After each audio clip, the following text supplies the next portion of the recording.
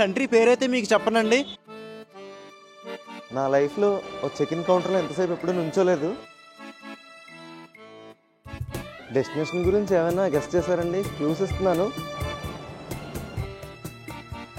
కూలీ నెంబర్ 1 అనమాట. విన్నర్ని డిక్లేర్ చేయడానికి ట్యూస్డే ఈవినింగ్ 8 o'clockకి లైవ్లోకి వస్తానండి. హలో అండి, అందరికీ నమస్తే. వెల్కమ్ టు యూరప్ కథలు. సో బ్యాగ్ తగిలించుకుని ఒక కొత్త ట్రిప్కి అయితే మేము స్టార్ట్ అయిపోయాం. ఫస్ట్ ఆఫ్ ఆల్ అందరికీ చాలా థ్యాంక్స్ అండి. Last trip videos south France trip ఏ ముహూర్తాన్ని చేసామో కానీ అందరూ చాలా బాగా రిసీవ్ చేసుకున్నారు. ఎస్పెషల్లీ ఆ మొనాకో వీడియోకి అయితే మీరు ఇచ్చిన రెస్పాన్స్ సూపర్. ఆ వీడియో నుంచి వచ్చిన సబ్స్క్రైబర్స్ అందరికీ చాలా చాలా థ్యాంక్ యూ అండి.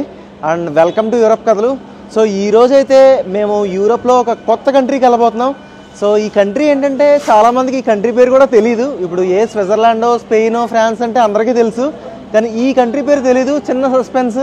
సో డెస్టినేషన్కి వెళ్ళే వరకు ఈ కంట్రీ పేరైతే మీకు చెప్పనండి, కానీ ఫ్లైట్ జర్నీ మొత్తం చూపిస్తాను, చెక్ ఇన్ ప్రాసెస్ అంతా చూపిస్తాను. సో యూరోప్లో ఒక కంట్రీ నుంచి ఒక కంట్రీకి ఫ్లైట్ జర్నీ ఎలా ఉంటుందో ఇది చాలా ఫన్గా ఉండబోతుంది. మంచి ఫ్లైట్ జర్నీలు చూడడానికి ఎప్పుడు సరదాగా ఉంటాయి కదా. అండ్ థింగ్ ఏంటంటే ఈరోజు డేట్ May 1 అండి. పబ్లిక్ హాలిడే అవడం వల్ల చూడండి చాలా బిజీగా ఉంది, ఎయిర్పోర్ట్ బిజీగా ఉంది, బోల్డ్ అని కార్లు.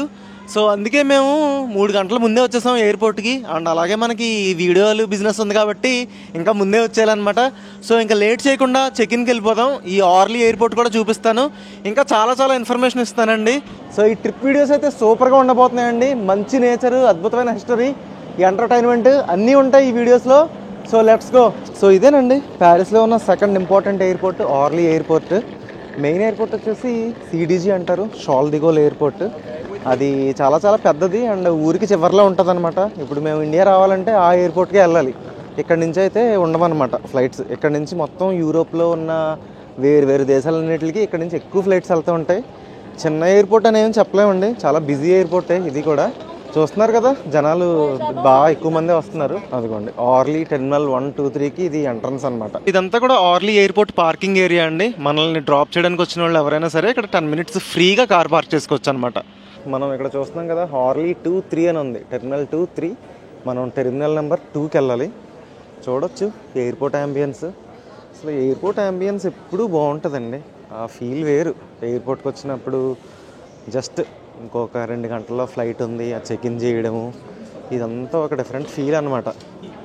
సో ఇక్కడ ఈ స్కానింగ్ మిషన్ చూసారండి. మన QR కోడ్ కనుక ఇక్కడ స్కాన్ చేసాం అనుకోండి, మన ఫ్లైట్ ఏ టెర్మినల్ అన్ని డీటెయిల్స్ చెప్పేస్తుంది అనమాట. ఏ గేట్కి వెళ్ళాలి, చెక్ ఇన్కి ఏ కౌంటర్కి వెళ్ళాలి అన్నీ చెప్తుంది. బాగుంది ఈ ఫీచర్. సందట్లో సడేమియాలాగా నాకు నేను రాత్రి నుంచి దగ్గు జలుబు పట్టుకుందండి. గొంతు చూసారా మారిపోయింది.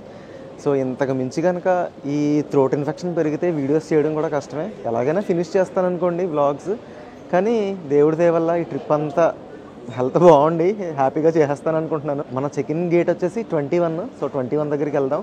సో మేము ఎక్కడికి వెళ్తున్నామో మీకు చెప్పలేదు కదా, కానీ క్లూ మాత్రం ఇస్తానండి. ఆ క్లూని బేస్ చేసుకుని మీరు ఆ కంట్రీ నేమ్ గెస్ట్ చేసి కామెంట్స్లో పెట్టండి. సో ఇప్పుడు మేము వెళ్ళే కంట్రీకి అయితే ఫ్లైట్ రాత్రి 8 నుంచి 10 మధ్యలో ఉందండి. ఆ ఫ్లైట్ టైం టేబుల్స్ అన్నీ నేను మీకు ఇక్కడ చూపిస్తున్నాను. వీడియో జస్ట్ పాజ్ చేసుకుని ఆ కంట్రీ ఏదో గెస్ట్ చేసి కామెంట్లో పెట్టండి, చూద్దాం. అదేంటి బ్రో ట్రిప్కి వెళ్ళేది నువ్వు వెళ్ళే కంట్రీ గెస్ట్ చేస్తే మాకేంటి అనుకోకండి. సరదాగా ఒక 50-60 కామెంట్లు వచ్చినాయి అనుకోండి, అందులో కరెక్ట్ ఆన్సర్ చెప్పిన వాళ్ళలో ఒకళ్ళని సెలెక్ట్ చేసి సరదాగా ఒక సర్ప్రైజ్ గిఫ్ట్ అయితే పంపిస్తాను. సో కామెంట్స్ చేయండి. చూడండి ఆర్లీ ఎయిర్పోర్ట్లో ఇక్కడ మనకి ఫ్లైట్స్ అన్నీ కనిపిస్తున్నాయి. ఇప్పుడే ఒక ఎయిర్ ఫ్రాన్స్ ఫ్లైట్ అయితే ల్యాండ్ అయింది. ఎయిర్పోర్ట్లో ఇలాంటి వ్యూస్ అయితే భలే ఉంటాయండి చూడడానికి. చూడండి ఇక్కడ అందరూ వెయిటింగ్లో ఉన్నారు. ఇంకొక ఇంపార్టెంట్ విషయం ఏంటంటే, యూరోప్లో మనం ఒక కంట్రీ నుంచి ఒక కంట్రీకి ట్రావెల్ చేసేటప్పుడు మోస్ట్లీ ఈ ఫ్లైట్స్ ఏం చేస్తాయంటే, ఇదిగోండి ఈ ఒక్క బ్యాగే అలౌ చేస్తాయి. బై డిఫాల్ట్ ఒక్క బ్యాగే అలౌడ్. మనకి అడిషనల్గా ఒక 10 kgs 15 kgs కావాలంటే ఛార్జ్ పెట్టి కొనుక్కోవాలన్నమాట. ఇప్పుడు మేము ఒక 15 kg బ్యాగ్, లగేజ్ బ్యాగ్ కావాలని బుక్ చేసాం. So to and fro 15 kg bag book చేసినందుకు 40 euros ఛార్జ్ చేశారు. అంటే 3600 రూపాయలు అనమాట. రోజా చాలా ఎగ్జైటెడ్గా ఉంటుంది జర్నీస్ అంటే. తను ఏ ట్రిప్కైనా తను ప్లానరు, నేను వ్లాగర్ అనమాట. తనకు చాలా ఇష్టం ట్రిప్స్కి ప్లాన్ చేయడం. 6:15కి లైన్లోకి వచ్చామండి. అరగంట అయింది. ఇప్పుడు పావుతకు వేడైంది. ఇప్పటికీ ఒక 4 అడుగులు ముందుకేసాం అంతే. చాలా స్లోగా ఉంది చెక్ ఇన్ ప్రాసెస్ అయితే. బంగాళాఖాతంలో అల్పపీడనం వచ్చినప్పుడు వాతావరణం ఎంత స్పీడ్గా మారుతుందో నా గొంతు కూడా అంతే స్పీడ్గా మారిపోయిందండి. చెకిన్లో గంట పావు పట్టిందండి, 1:15 పట్టింది. నా లైఫ్లో ఒక చెకిన్ కౌంటర్లో ఎంతసేపు ఎప్పుడు నుంచోలేదు. సో ఇప్పుడైతే సెక్యూరిటీ చెక్కి వెళ్తున్నాం అనమాట. ఫ్లైట్లో వెళ్ళేటప్పుడు బిగ్గెస్ట్ ప్రాబ్లం సెక్యూరిటీ చెక్లేనండి, అన్నీ దాటుకుని వెళ్ళాలి. ఇదిగోండి సెక్యూరిటీ చెక్లు దాటడమే పెద్ద ఇబ్బంది అనమాట. ఇదిగోండి చూడండి, సెక్యూరిటీ చెక్స్ దగ్గర అన్నీ తీయాలి, బ్యాగులు గీగులు అన్నీ తీయాలి.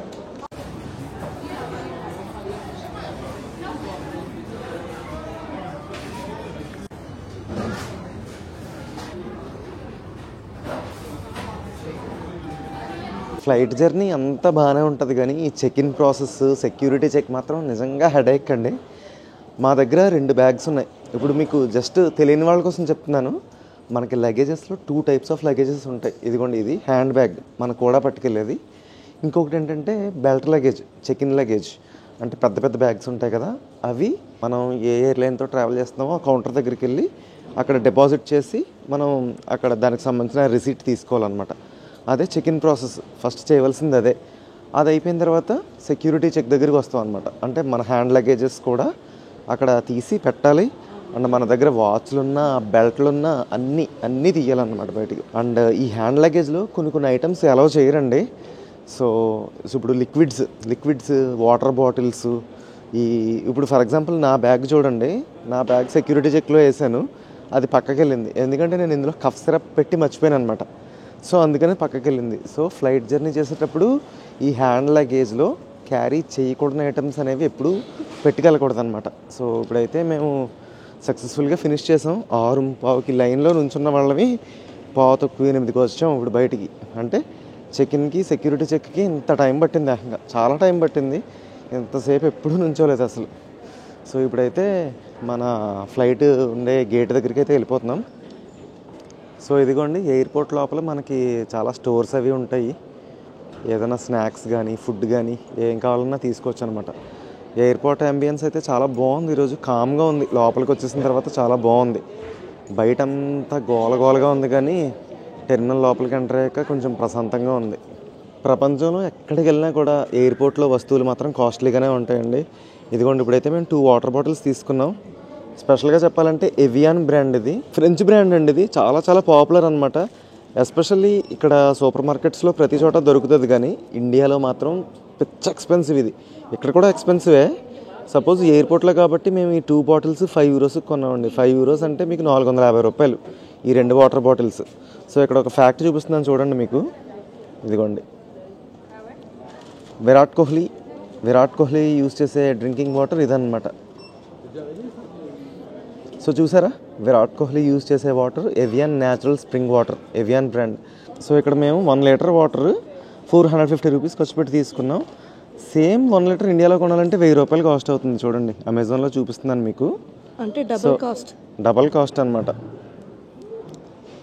సో ఎందుకంటే మరి ఫ్రాన్స్ నుంచి ఇంపోర్ట్ చేసుకుంటారు కదా, సో అందుకే ఇక్కడ 500, ఇండియాలో 1000. చూడండి ఎంత కాస్ట్లీ ఈ వాటర్ ఎవియాన్. సో అదిగోండి, గేట్స్ ఉండే ఏరియాకి వచ్చేసాం మెల్లిగా. డెస్టినేషన్ గురించి ఏమైనా గెస్ట్ చేశారండి? క్లూస్ ఇస్తున్నాను. ఇది ఒక ఐలాండ్ కంట్రీ అనమాట. ఇప్పుడు ఇండియాకి శ్రీలంక ఎలాగా, ఇండియా పక్కన శ్రీలంక ఎలాగైతే ఒక ఫేమస్ ఐలాండ్, యూరోప్లో కూడా ఇది ఒక ఫేమస్ ఐలాండ్ అనమాట. సో దాన్ని బట్టి మీరు గెస్ట్ చేయండి. వావ్, ఇక్కడ వ్యూ బాగుంది. దూరంగా ఒక ఫ్లైట్ మూవ్ అవుతుంది. బాగుంటుంది కదా ఇలా ఫ్లైట్స్ని స్పాట్ చేయడం. సో ఇదిగోండి, ఇక్కడ ఒక ఫ్లైట్ కనిపిస్తుంది కదా. మనం ఈరోజు వెళ్ళబోయే ఫ్లైట్ అయితే ఇదే. ప్రిపేర్ చేస్తున్నారు ఫ్లైట్ని. మా బోర్డింగ్ అయితే స్టార్ట్ అయిందండి. ఇప్పుడు మనం 2 గంటల 40 నిమిషాలు అయితే ట్రావెల్ చేయబోతున్నాం ఈ ఫ్లైట్లో. ప్యారిస్ నుంచి 2 గంటల 40 నిమిషాలు ఫ్లైట్ జర్నీ. అది కూడా ఒక ఐలాండ్ కంట్రీ. ఏంటో గెస్ట్ చేయండి. మనం ఫస్ట్ ఎయిర్పోర్ట్కి రాగానే డైరెక్ట్గా మన ఎయిర్లైన్ కౌంటర్ ఏదైతే ఉందో అక్కడికి వెళ్ళిపోవాలన్నమాట. మన లగేజ్ డ్రాప్ చేసేసి అక్కడ బోర్డింగ్ పాస్ తీసుకోవాలి. ఆ తర్వాత సెక్యూరిటీ చెక్కి వెళ్ళాలి. మన హ్యాండ్ బ్యాగ్ ఉంది కదా, ఆ సెక్యూరిటీ చెక్కి వెళ్ళి మన బ్యాగ్లో అన్ని ఆథరైజ్డ్ ఐటమ్సే ఉన్నాయని ప్రూవ్ చేసుకున్న తర్వాత మనం సెక్యూరిటీ చెక్ నుంచి బయటకు వచ్చేసి, ఒకవేళ ఇంటర్నేషనల్ జర్నీ చేస్తున్నారనుకోండి, ఎమిగ్రేషన్ చెక్కి వెళ్ళాలి. ఎమిగ్రేషన్ అంటే మన పాస్పోర్ట్ వ్యాలిడే కాదా, మన వీసా వ్యాలిడే కాదా, ఇవన్నీ చూస్తారనమాట. సో మాకైతే ఇక్కడ ఎమిగ్రేషన్ చెక్ ఉండదు. ఎందుకంటే మేము యూరోప్ నుంచి యూరోపే ట్రావెల్ చేస్తున్నాం కాబట్టి డైరెక్ట్గా బోర్డింగ్ గేట్ దగ్గరికి వచ్చేసాం. ఇప్పుడు మనకి బస్సులు ట్రైన్లు ఎలాగైతే ప్లాట్ఫాము, సో ఇలాగే బోర్డింగ్ గేట్స్ ఉంటాయన్నమాట ఫ్లైట్కి. సో ఆ గేట్లు B1 B2 C1 C2 లాబ్లా ఆ టైప్లో ఉంటాయన్నమాట. సో అక్కడ డిస్ప్లే చేస్తారు టీవీస్లో. సో దాన్ని బట్టి మన గేట్ ఏదైతే ఉందో అక్కడికి వెళ్ళిపోవాలన్నమాట. సో వెళ్ళిపోయి బోర్డింగ్ చేసాడు. మళ్ళీ బోర్డింగ్ చేసే ముందు కూడా మళ్ళీ మన బోర్డింగ్ పాస్, మన ఐడెంటిటీ కార్డ్ అన్నీ చెక్ చేస్తారనమాట. సో అన్నీ దగ్గర పెట్టుకోవాలి. చాలామందికి ఉండే ఇంకొక డౌట్ ఏంటంటే, మనతో పాటు తీసుకెళ్ళే ఈ హ్యాండ్ బ్యాగ్లో ఫుడ్ ఐటమ్స్ తీసుకెళ్ళచ్చా అని. నిర్మోహమాటంగా తీసుకెళ్ళచ్చండి. బిస్కెట్స్, చాక్లెట్స్, ఇలాంటివి స్నాక్స్, గట్టిగా ఉండే స్నాక్స్ ఏదైనా క్యారీ చేయొచ్చు. సో మీరు తీసుకెళ్ళకూడనిది ఏమైనా ఉందంటే అది లిక్విడ్స్ అనమాట. వాటర్ బాటిల్స్ కానీ, ఇందాక మేము వాటర్ బాటిల్స్ అందుకే కొనాల్సి వచ్చింది. వాటర్ బాటిల్స్, పెర్ఫ్యూమ్స్ ఇలాంటివి ఏవి క్యారీ చేయకూడదు. ఒకవేళ తీసుకెళ్ళినా స్మాల్ సైజ్ చిన్నవి ఉంటాయి కదా, అవి అయితే పర్లేదు.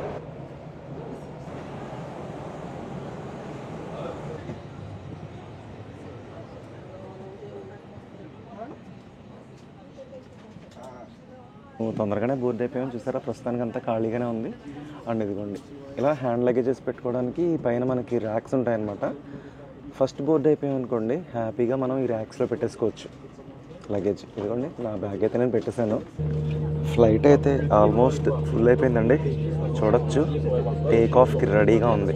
చూడండి ఆర్లీ ఎయిర్పోర్ట్ రన్వే మీదకి వెళ్తుంది మన ఫ్లైట్. అబ్బబ్బబ్బా, రన్వే వ్యూ మాత్రం అదిరిపోయిందనమాట. అసలు మన ఫ్లైట్కి అయితే గ్రీన్ సిగ్నల్ పడిపోయిందండి, బయలుదేరిపోయింది, రెడీ టు టేక్ ఆఫ్. అసలు ఫ్లైట్ ఎన్నిసార్లు ఎక్కినా ఈ టేక్ ఆఫ్ అయ్యేటప్పుడు వచ్చే ఫీల్ మాత్రం సూపర్ అసలు. అమ్మా టేక్ ఆఫ్ మాత్రం సూపర్. అబ్బో మేఘాలు తాగుతున్నాయండి ఫ్లైట్కి, సూపర్ అసలు, బాగుంది. జస్ట్ ఇంకా టేక్ ఆఫ్ అయ్యి ఒక 15 సెకండ్స్ 20 సెకండ్స్ అయింది. సో అక్కడ చూసారు కదండి దూరంగా మనకి ఒక కర్టెన్ కనిపిస్తుంది. ఆ కర్టెన్ అవతల బిజినెస్ క్లాస్ అనమాట. కర్టెన్ యువతల ఈ సైడ్ అంతా కూడా ఎకానమీ క్లాస్. చూసారండి ఎయిర్ హోస్టెస్లు అలా ఫ్లైట్లో తిరుగుతూ ఉంటారనమాట. మనకి కాఫీ, టీ, స్నాక్స్ ఇలా ఏం కావాలన్నా కూడా ప్రొవైడ్ చేస్తూ ఉంటారు. అఫ్కోర్స్ డబ్బులు పే చేయాలి. అండ్ చాలా కాస్ట్లీ ఉంటుందండి. ఫర్ ఎగ్జాంపుల్ బయట €1 అనుకోండి కాఫీ, ఇక్కడ €4 ఉంది ఫ్లైట్లో. సేమ్ ఏదైనా 3 times ఎక్కువ రేట్స్ ఉంటాయన్నమాట.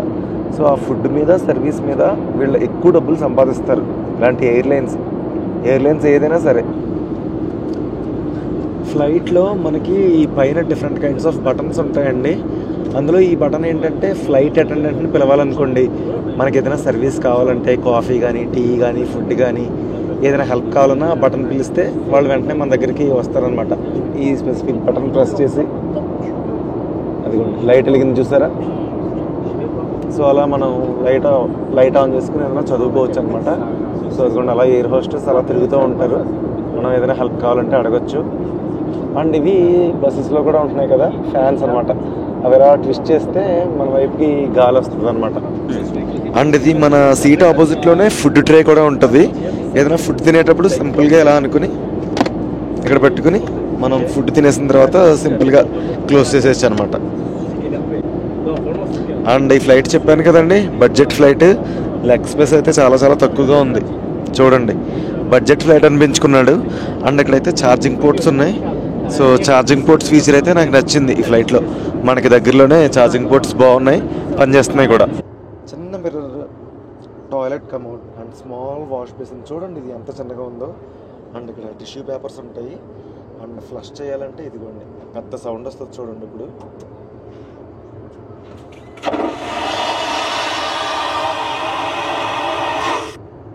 దారుణమైన సౌండ్ వస్తుంది ఫ్లైట్ టాయిలెట్లో ఫ్లష్ కొట్టినప్పుడు.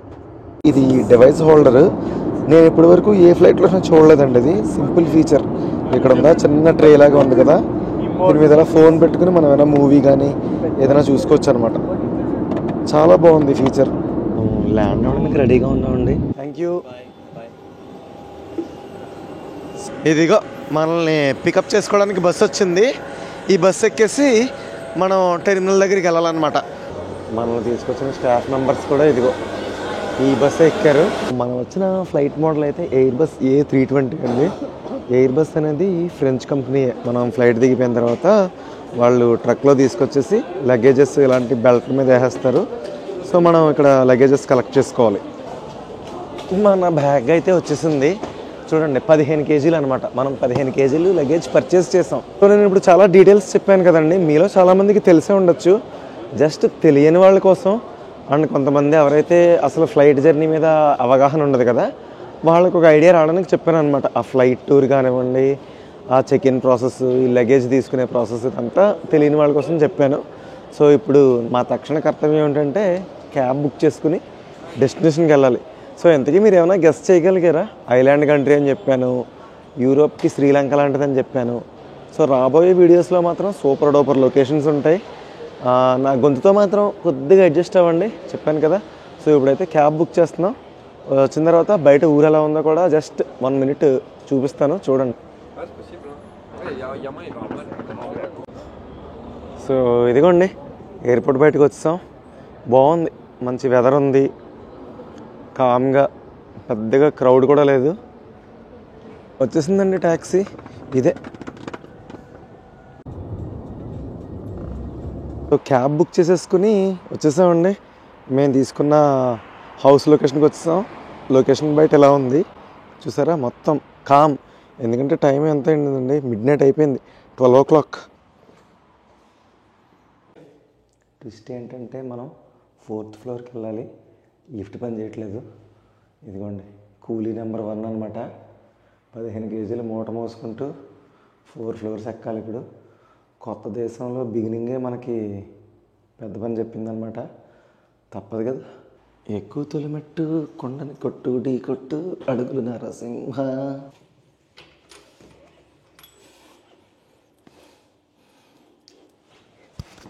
ఇలా దాసారండి.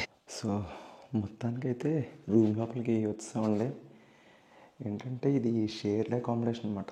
పక్కన వేరే వాళ్ళు ఉంటున్న ఫ్లాట్లో మనం ఒక రూమ్ తీసుకున్నట్టు అనమాట.